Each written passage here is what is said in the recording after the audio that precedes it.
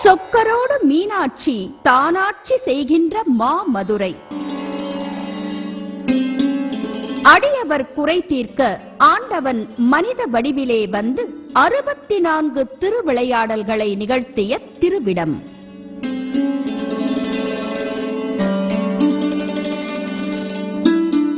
உமையவளாம் அன்னை மீனாட்சியை உலகாளும் ஈசன் கைத்தலம் பற்றிய அற்புத திருத்தலம்.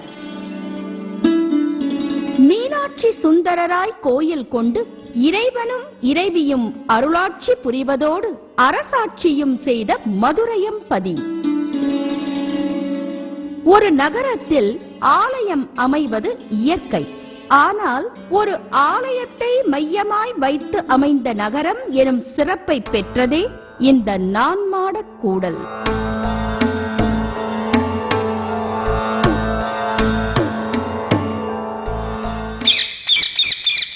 ஒரு காலத்தில் கடம்ப வனமாக இருந்த இப்பகுதியில் ஓர் சுயம்புலிங்கம் தோன்றியதையும் அதற்கு தேவர்கள் பூஜை செய்ததையும் மன்னர் குலசேகர பாண்டியன் அறிந்தார். மன்னர் கனவில் தோன்றிய மகேசன் கடம்ப வனத்தை அழித்து தனக்கு ஒரு ஆலயம் அமைக்க பணித்தார். அதன்படி கடம்ப வனத்தை அழித்து ஆலயம் அமைக்கப்பட்டதாய் தல வரலாறு அறியப்படுகிறது. மலையத்வஜ பாண்டியன் மகப்பேறு வேண்டி புத்திர காமேட்டி யாகம் செய்ய அந்த யாகத்தீயில் 3 தனங்கள் கொண்ட சிறுமியாய் அன்னை உமையவள் தோன்ற அக்குழந்தைக்கு கல்வி, வீரம் முதலியன கற்பிக்கும்படியும் உரிய கணவனை காணும் போது 3வது தனம் மறையும் என்றும் இறைவன் அசரீரியாய் கூற அதன்படியே கலைகளில் தேர்ச்சியுற்ற தடாதகை அஷ்டதிக்கு விஜயம் செய்து தேவர்களை வெல்கிறார்.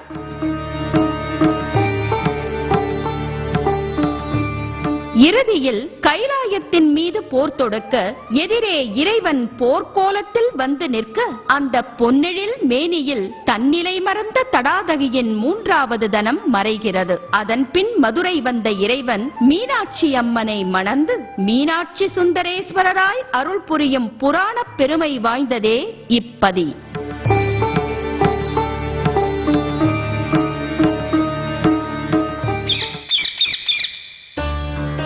ஆலவாய் அப்பனும் அங்கையர்கண்ணி அம்மையும் அருள் புரியும் இவ்வாலயம் 17 ஏக்கர் பரப்பளவில் பரந்து விரிந்து உலக அதிசயங்களோடு போட்டியிடும் வண்ணம் சிறப்புற்று விளங்குகிறது.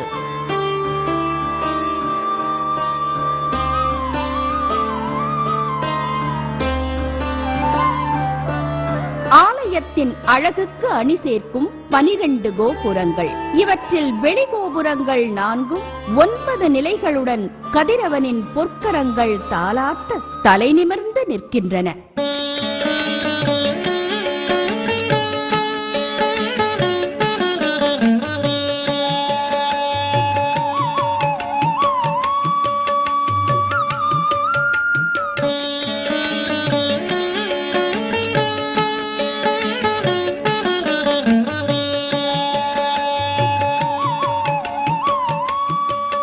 மேற்கு கோபுரம் 14ஆம் நூற்றாண்டில் சடையவர்ம பராக்கிரம பாண்டியனால் கட்டப்பட்ட இக்கோபுரம் 1124 சுதை சிற்பங்களுடன் 154.6 அடி உயரம் கொண்டதாய் அழகுற அமைக்கப்பட்டிருக்கிறது. வடக்கு கோபுரம் 16ஆம் நூற்றாண்டில் முதலாம் கிருஷ்ணப்ப நாயக்கரால் கட்டுமான பணி தொடங்கப்பட்டு நிறைவு பெறாமல் நின்றதால் மொட்டை கோபுரம் என பெயர் பெற்றது. 1878ஆம் ஆண்டில் வைநாகரம் செட்டியாரால் நிறைவு செய்யப்பட்டு 152 அடி உயரத்துடன் உயர்ந்து விளங்குகிறது.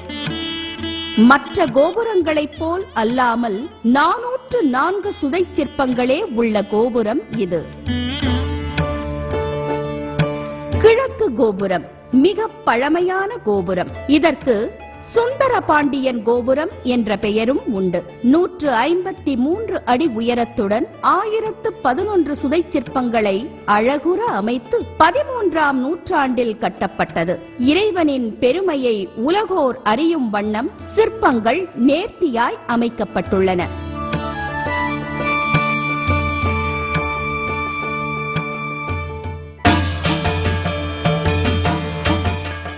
கோபுரம். இத்திருக்கோயிலின் மிக உயர்ந்த கோபுரமாய் 160 அடி உயரத்துடன் 16ஆம் நூற்றாண்டில் சிராமலை செவ்வந்தி மூர்த்தி செட்டியாரால் கட்டப்பட்டது. 1511 சுதை சிற்பங்கள் அழகோவியமாய் மிளிர கண்ணை கவரும் வண்ணம் உயர்ந்து நிற்கிறது.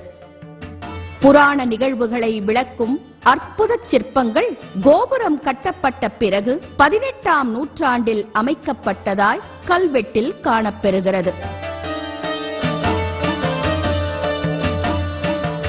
வெளி கோபுரங்களின் நுழைவாயில்களும் அடித்தளங்களும் கருங்கல்லில் கலைநுட்பத்தை காணும் வண்ணம் அரும்பொருளாய் காட்சி தருகின்றன.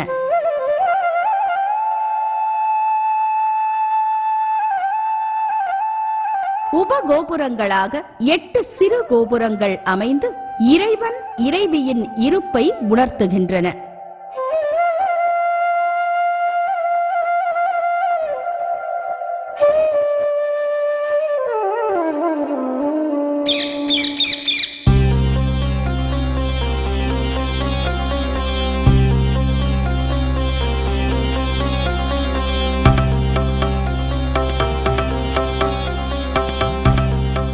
மீனாட்சி அம்மனை முதலில் வணங்க வேண்டும் என்ற நியதிப்படி கிழக்கு திசையில் நுழைந்தால் முதலில் இருப்பது அஷ்டசக்தி மண்டபம். சக்தியின் 8 அம்சங்கள் நுண்ணிய சிற்ப வேலைப்பாடுகளோடு வடிக்கப்பட்டு உளிநுனியில் படைத்த ஓவியங்களாய் காட்சி தருகின்றன.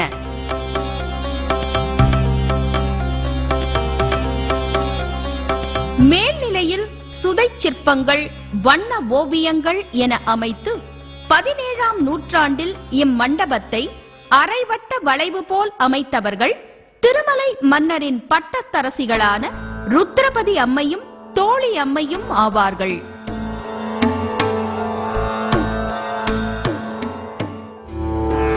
மீனாட்சி நாயக்கர் மண்டபம். இது 110 தூண்கள் 22 அடி உயரத்துடன் அமைய பெற்றது. இருட்டு மண்டபம். 1613இல் கடந்தை முதலியாரால் கட்டப்பட்ட இம்மண்டபத்தில் பிச்சாடனர் கதையை சித்தரிக்கும் அற்புத சிற்பங்கள் அமைய பெற்றுள்ளன.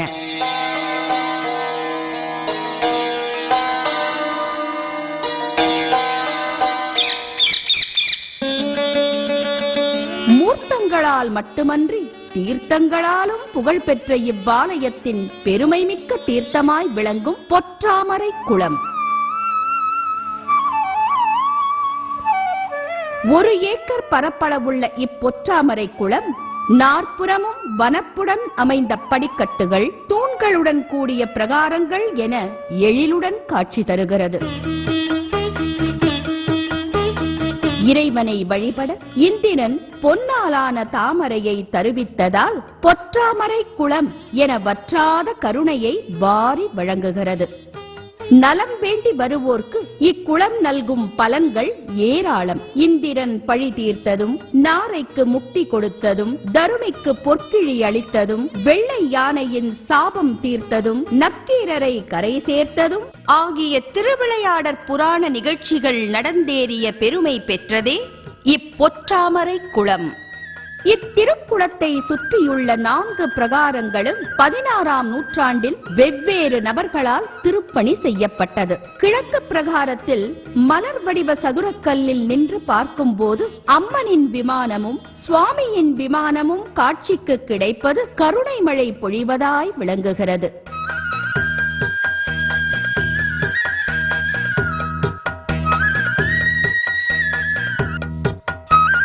வடக்கு பிரகார சுவர்களில் மூலிகை ஓவியங்களாய் மீனாட்சி சுந்தரேஸ்வரர் திருமண காட்சி சித்தரிக்கப்பட்டுள்ளது. இப்பிரகார தூண்களில் சங்க புலவர்களின் சிற்பங்கள் செதுக்கப்பட்டுள்ளன.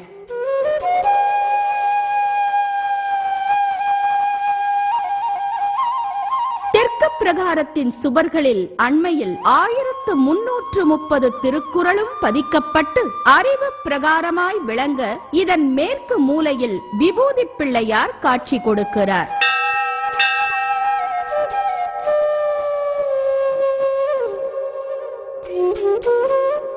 மேற்கு பிரகாரத்தில் காசி விஸ்வநாதர் சந்நிதி அமைந்துள்ளது.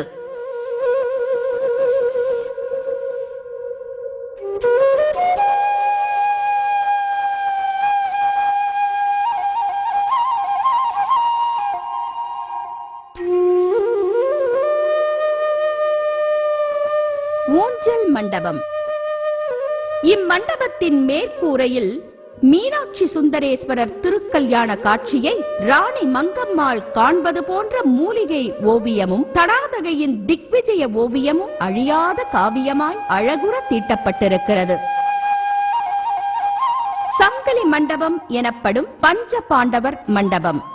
மெருகு குலையாத அருமையான 28 தூண்கள், அவற்றில் பஞ்ச பாண்டவர் சிற்பங்கள்,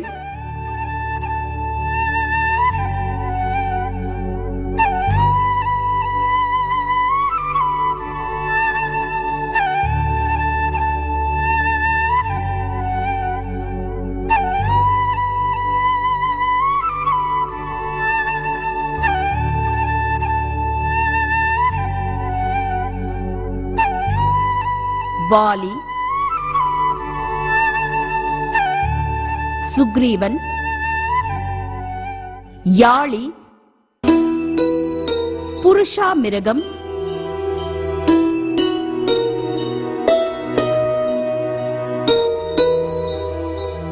போன்ற கலை எழிலோடு கூடிய 7 அடி உயர சிற்பங்கள் சிறப்போடு அமைக்கப்பட்டுள்ளது.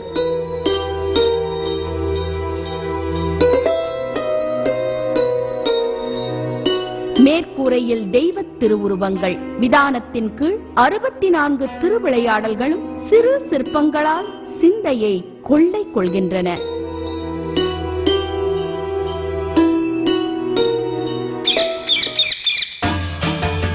முதற் பிரகாரம். அங்கே அங்கையர்கண்ணி மரகதவல்லி மீனாட்சி அம்மை வீற்றிருக்கும் கருவறை. சிரித்த முகத்துடன் அம்மனின் அழகிய தோற்றம். வலக்கரத்திலே மலர்ச்செண்டு ஏந்தி அதன் மீது கிளி வீற்றிருக்க, பச்சை கிளி அழகா மரகத சிலை அழகா என்று பரவசமூட்டும் அன்னையின் தோற்றம் அருள் வெள்ளத்தில் நம்மை ஆழ்த்துகிறது.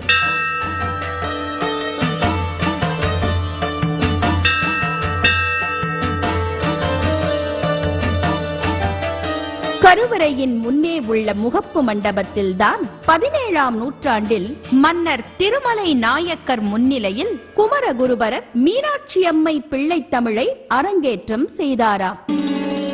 கருவறை விமானம் பொன் தகட்டால் போர்த்தப்பட்டு மின்னர் கொடியிடையாளின் கருணையை மின்னும் ஒளியாய் அள்ளி வழங்கி ஆனந்த பரவசத்தில் நம்மை ஆழ்த்துகிறது.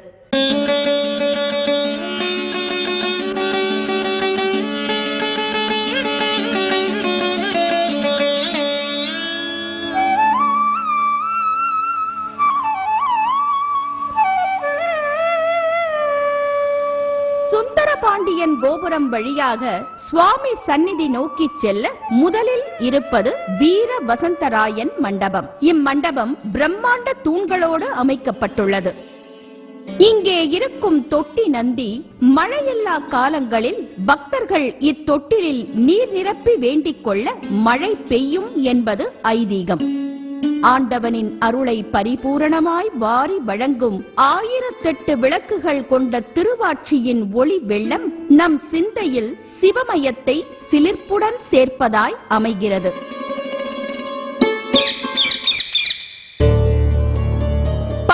கால் மண்டபம். நரியை பரியாக்கி கயிறு மாற்றிக் கொடுத்தது, கல் யானைக்கு கரும்பு கொடுத்தது போன்ற விழாக்கள் இங்குதான் நடைபெறுகின்றன. விஜய ரங்கநாத நாயக்கர் காலத்தில் கட்டப்பட்ட திருக்கல்யாண மண்டபம் வைநாகரம் செட்டியாரால் புதுப்பிக்கப்பட்டு தேக்கு மரங்களால் இழைக்கப்பட்டு தெவிட்டா கலை விருந்தை படைக்கிறது.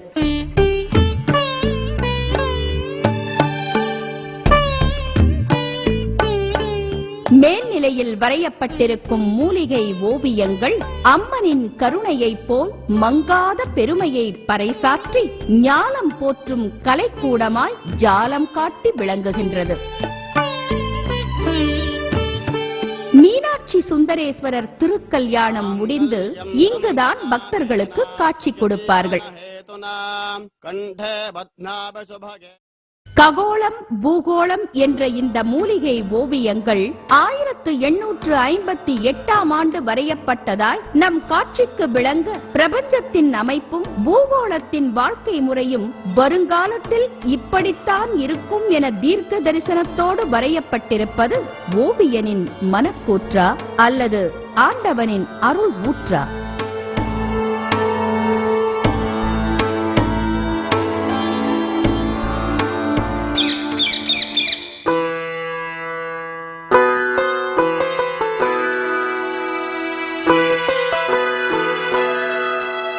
ஆலயத்தின் கலைக்கூடமாய் சிற்ப பொக்கிஷங்களை தாங்கி நிற்கும் பிரம்மாண்ட கலைக்கோயில்.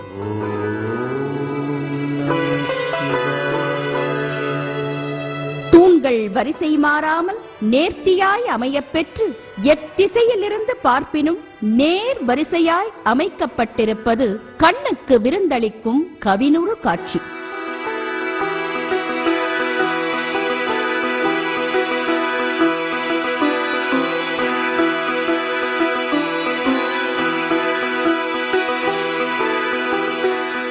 நுழைவாயிலின் வெளியே பிரம்மாண்ட சிற்பங்கள் தத்ரூபமாய் அமையப் பெற்றுள்ளன.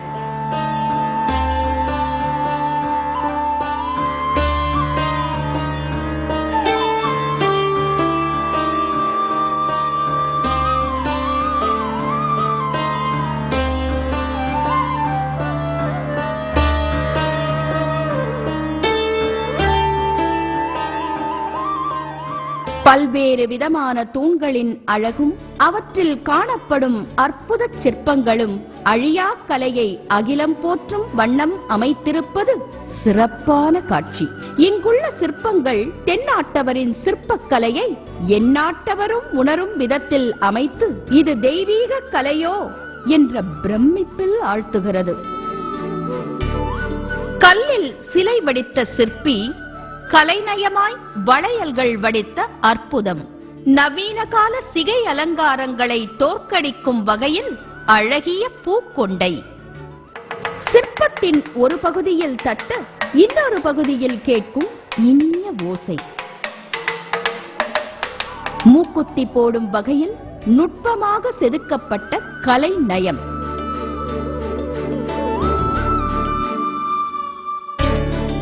மனித உடல் அமைப்பை துல்லியமாய் கல்லில் வடித்த மெல்லிய வேலைப்பாடுகள். உடலில் ஓடும் நரம்புகள் கூட உளியால் உருப்பெற்று உயிர் பெற்ற சிற்பங்கள்.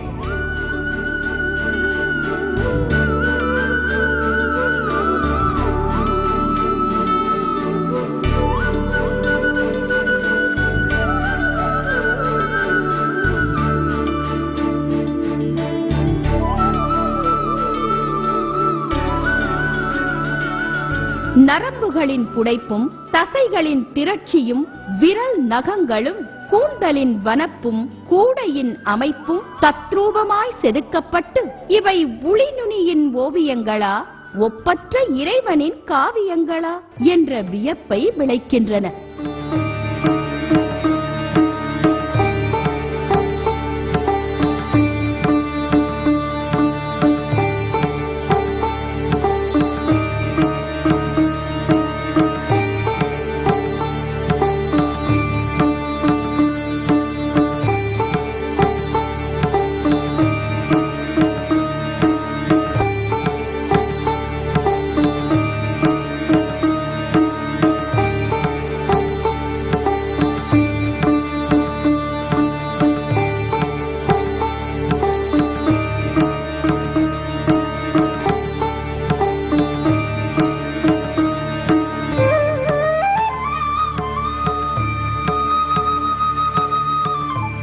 ஒரே கல்லின் இடையில் செதுக்கப்பட்டிருக்கும் தூண்கள். அவற்றை தட்டினால் உள்ளங்களை கொள்ளை கொள்ளும் வெவ்வேறு இசை.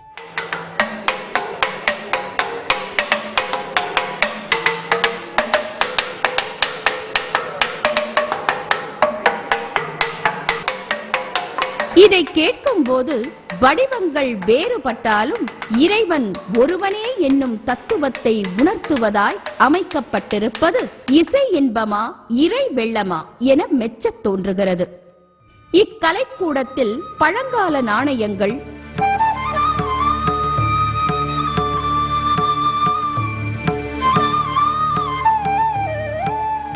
ஓலைச்சுவடி, செப்புச் சிலைகள்,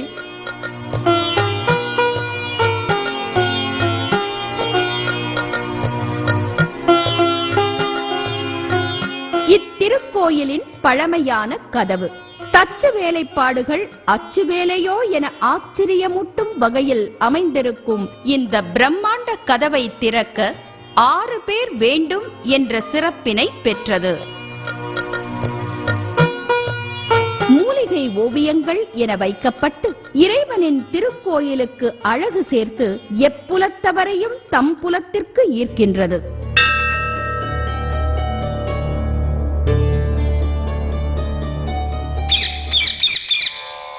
நடுக்கட்டு மண்டபத்தின் அருகில் 2ஆம் பிரகாரத்தில் முக்குறுணி விநாயகர். 8 அடி உயரமுள்ள ஒரே கல்லால் ஆன இவர் வண்டியூர் தெப்பக்குளம் தோண்டப்பட்ட போது கிடைத்ததாக அறியப்படுகிறார். 2ஆம் பிரகாரம் வெவ்வேறு காலகட்டத்தில் படைக்கப்பட்ட தூண்கள் என்பதால் அமைப்பு மாறுபட்டிருப்பதை காணலாம்.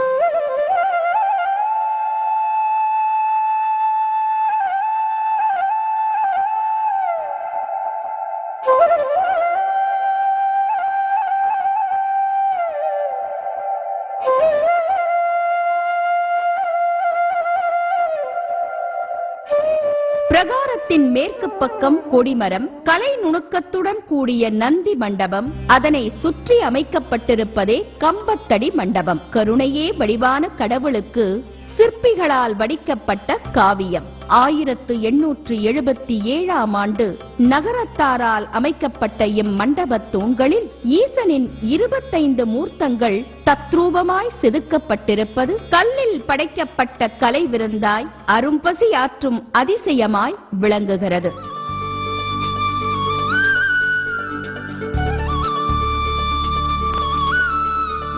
ரிஷபத்தில் வலம் வரும் மகேசனையும் மலைமகளையும் பக்தர்கள் தரிசிப்பது வழக்கம்.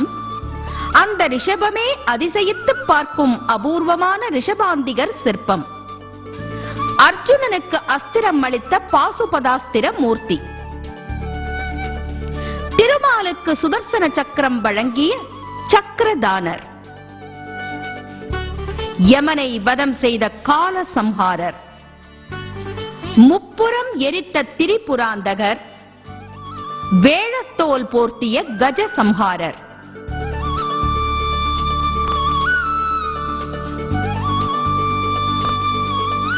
போன்ற 25 மூர்த்தங்கள் இறை அருளை கலைநயமாய் வாரி வழங்குகின்றன.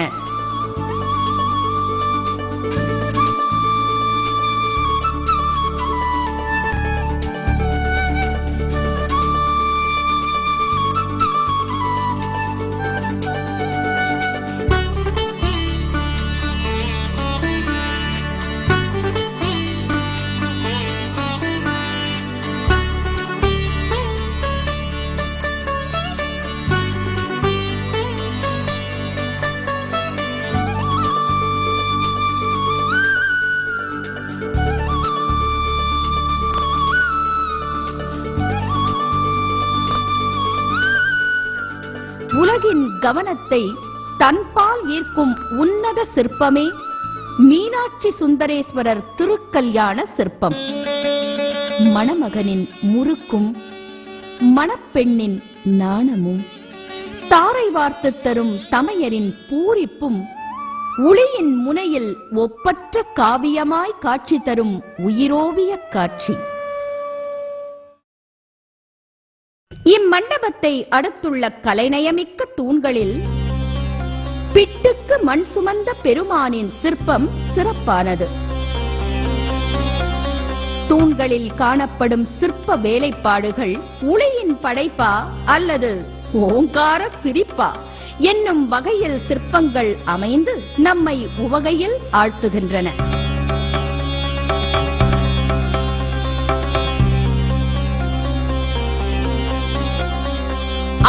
தலைகளை கொண்ட சதாசிவமூர்த்தி, காயத்ரி தேவி ஆகியோரின் சிற்பங்கள் பேரழகுடன் விளங்குகின்றன.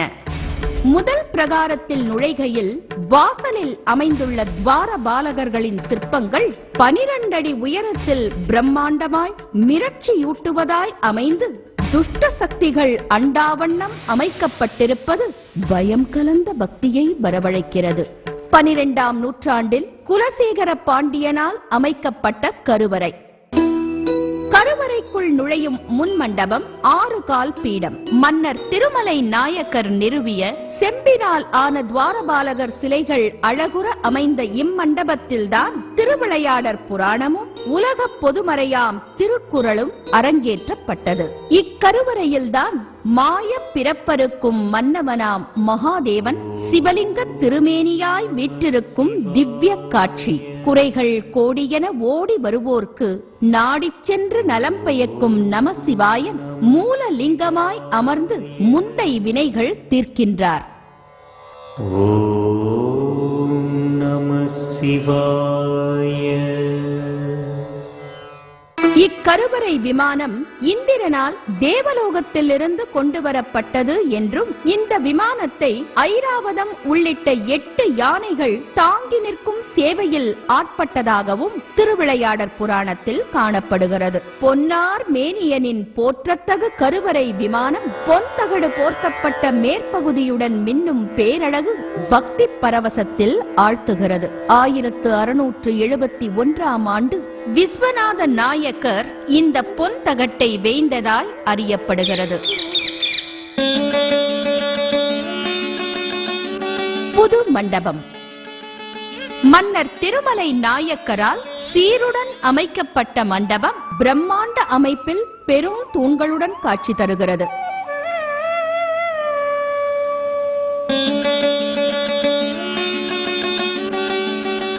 வியத்தகு சிற்பங்கள் நிறைந்த தூண்கள் நாயக்கர் கால கலைத்திறனை பறைசாற்றும் விதத்தில் அமைக்கப்பட்டுள்ளன. தடாதகை பிராட்டியார், அழகே உருவான சோமசுந்தரர் போன்ற இறை சிற்பங்களும், கல் யானைக்கு கரும்பு கொடுத்தது, பன்றி குட்டிகளுக்கு பால் கொடுத்தது போன்ற புராண நிகழ்வுகளும், கல்லாலான சங்கிலி போன்ற கலை நுணுக்க வேலைப்பாடுகளும் நிறைந்து கலை ராகம் மீட்டும் கவினுறு வீணையாய் விளங்குகிறது. விழாக்கள் மலிந்த நகரம் என பெயர் பெற்ற இத்திருத்தலத்தில் மாதந்தோறும் விழாக்கள் நடந்தாலும் குறிப்பிடத்தக்கதாய் சித்திரை திருவிழா சிறப்புடன் நடைபெறுகிறது.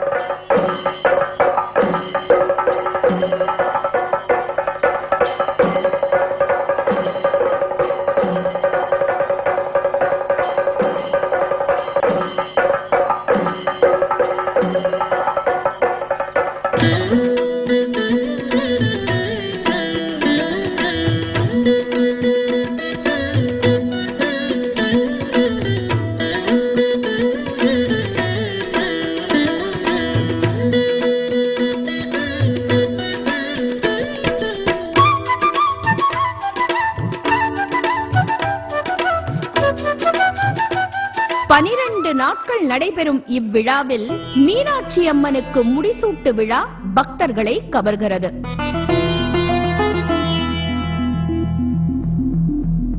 மீனாட்சி சுந்தரேஸ்வரர் திருக்கல்யாண விழாவில் பக்தர்கள் கலந்து கொண்டு பரவசம் அடைவது ஏதோ தங்கள் இல்ல திருமணத்தில் பங்கு கொண்ட ஆனந்தத்தை அளிக்கிறது.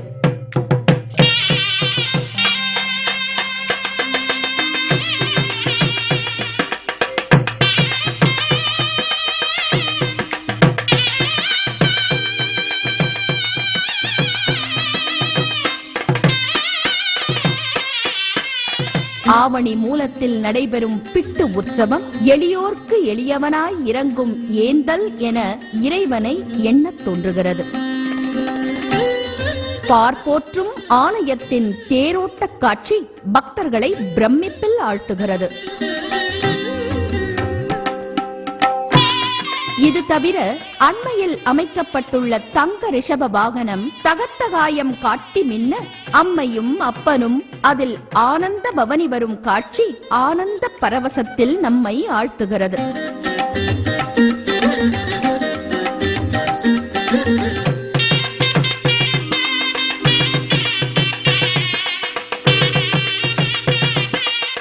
நாள்தோறும் இரவு 9 மணிக்கு மேல் நடைபெறும் பள்ளியறை நிகழ்ச்சி.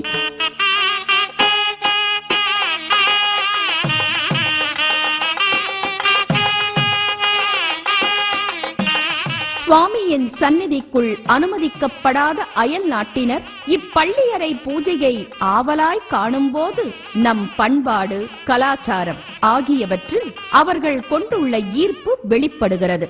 பற்பல வாகனங்களில் பல்வேறு தினங்களில் உலாவரும் உமையவளும் ஒப்பற்ற அண்ணலும் கருணையை அள்ளி அள்ளி வழங்கி நம்மை கடை தேற்றும் சிறப்பினை மதுரையம்பதி கொண்டுள்ளதை மறக்கவும் இயலுமோ? மன்னர் திருமலை நாயக்கரால் உருவாக்கப்பட்ட மாரியம்மன் தெப்பக்குளம்.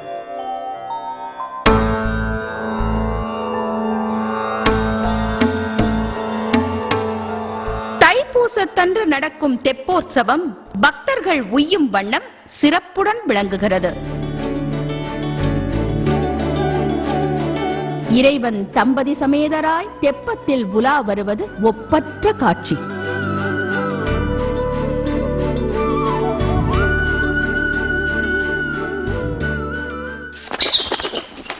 உயிர்களை இயக்கும் பொருட்டு இறைவன் திருநடனம் புரிந்த 5 மணிமன்றங்களில் வெள்ளி அம்பலம் என போற்றப்படும் தலம் இமையில்லா மீனின் கண்களைப் போல் இமையா விழி பெற்று பக்தர்களை காப்பதனால் மீனாட்சி என பெயர் பெற்ற அன்னை அன்பர்களை காக்கும் தலம், சமய குறவர்களால் பாடல் பெற்ற தலம், 64 சக்தி பீடங்களில் முதல் பீடமான மீனாட்சி பீடம் அமைந்த தலம், வழக்கத்திற்கு மாறாய் இறைவன் கால் மாறி ஆடிய தலம், சங்க பலகையில் இறைவன் தானே அமர்ந்து தமிழ் வளர்த்த இணையிலா பெருமை பெற்ற தலம். உனக்கு பணி செய்ய ஒன்றனை எந்நாளும் நினைக்க வரம் எனக்கு நீதா, மனக்கவலை நீக்குகின்ற தென்மதுரை நின்மலனே, எவ்வுலகும் ஆக்குகின்ற சொக்கநாதா என்னும் வாக்கிற்கிணங்க மங்கா புகழ்பெற்ற மதுரையை நாடுவோம், மரகதவல்லியோடு மகேசனை வணங்குவோம், இம்மையிலும் மறுமையிலும் இன்பங்கள் அடைவோம்.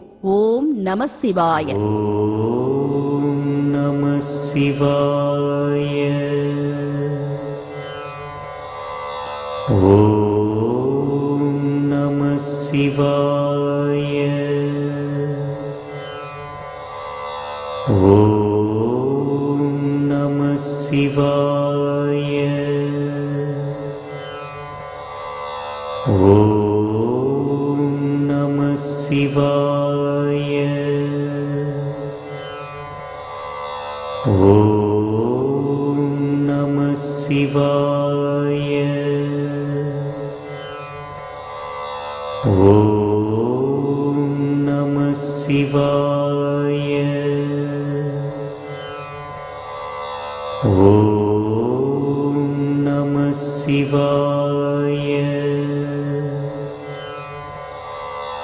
ஓம் நம சிவாய.